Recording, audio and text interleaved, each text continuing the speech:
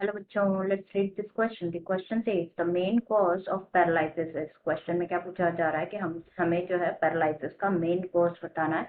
Option है हमारे पास some defect in muscles, B में गिवन है complete destruction of motor nerve, C में गिवन है complete destruction of sensory nerves and D में गिवन है नन ऑफ द अबव। तो सबसे पहले अगर हम बात करें इस क्वेश्चन में की कॉन्सेप्ट की, तो जो की कॉन्सेप्ट इस क्वेश्चन में यूज किया गया है that is paralysis.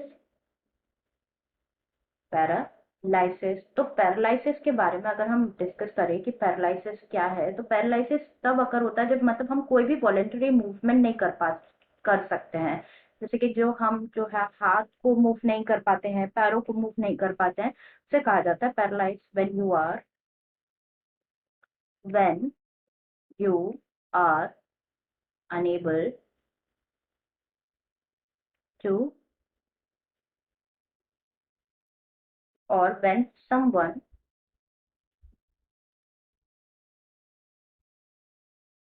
is unable to make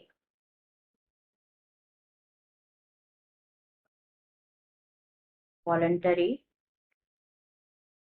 movement, इस कंडीशन को क्या कहा जाता है?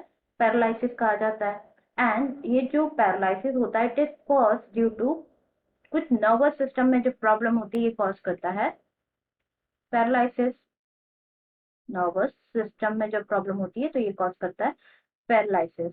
ना अगर हम बात करें थोड़ा और अबाउट पैरालिसिस, तो हम कह सकते हैं कि पैरालिसिस में क्या होता है, जो कंप्लीट लॉस ऑफ स्ट्रेंथ जो होती है, it causes complete loss of strength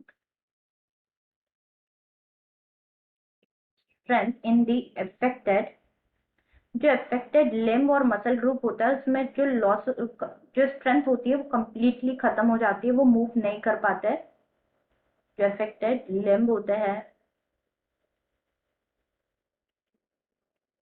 ना, ये क्या करता है, ये इफेक्ट करता है, पैरालिसिस अफेक्ट करता है किसी भी इंडिविजुअल की मसल्स को इफेक्ट करता है। यूजुअली जो होता है एंटायर, ये एंटायर यूजुअली तो एंटायर बॉडी को इफेक्ट करता है, एंटायर बॉडी रीजन। एंड ये कैसे कॉज होता है, हमें अगर इस बारे में बात करें तो it is caused by the damage in the motor nerve.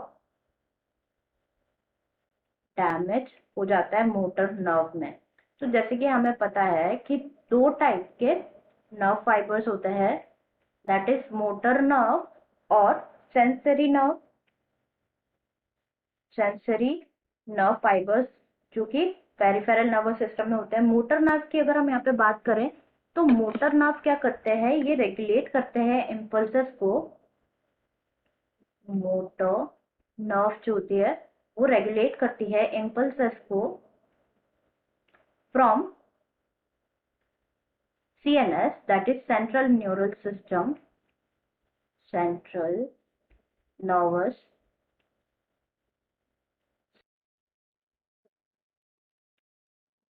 to target organ or to concern organ। And जो सेंसरी नर्व्स होती है, सेंसरी नर्व के अगर बारे में बात करें तो ये ट्रांसमिट करते हैं इम्पल्स को from organs to the CNS, organ से CNS की तरफ ट्रांसमिट करते हैं। तो मतलब यहाँ पे हमने बोला ये डैमेज हो जाता है किसमें, मोटर नर्व में। तो बेसिकली होता क्या है कि जो CNS से जो ऑर्गन की तरफ जो इम्पल्स जाते हैं वो स्टॉप हो जाते हैं। मोटर नर्व डैमेज होगी तो क्या इफेक्ट होगा, जो CNS जो देना चाहता है, जो कमांड देना चाहता है सेंट्रल नर्वस सिस्टम ऑर्गन को, वो उन तक नहीं पहुंच पाएगा। तो इस पैरालिसिस में यही होता है कि मोटर नर्व डैमेज हो जाती है एंड मूवमेंट जो है वो अफेक्ट करती है मसल्स को, एंड जो मसल्स का जो मूवमेंट होता है, वॉलेंटरी मूवमेंट होता है, वो स्टॉप हो जाता है।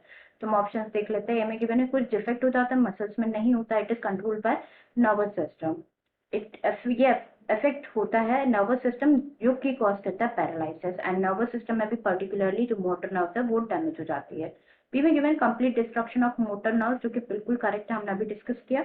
सी में गिवन है सेंसरी नर्व। सेंसरी नर्व जो होगी वो क्या करेगी, सेंसरी नर्व ऑर्गन से CNS को देगी। तो ऑर्गन से जो इम्पल्स आते हैं वो सीएनएस तक तो पहुंचेंगे, बट सीएनएस से ऑर्गन तक नहीं पहुंच पाएंगे क्योंकि मोटर नर्व डैमेज होगी, इसलिए इनकरेक्ट है। एंड डी में गिवन है नन ऑफ दी अबव, जो कि गलत है, क्योंकि हमारा करेक्ट आंसर हो जाएगा B, that is complete destruction of motor nerves. Answer is B, that is complete destruction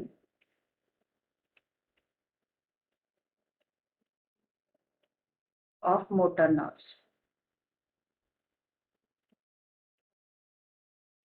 I hope you understood it well. Best of luck.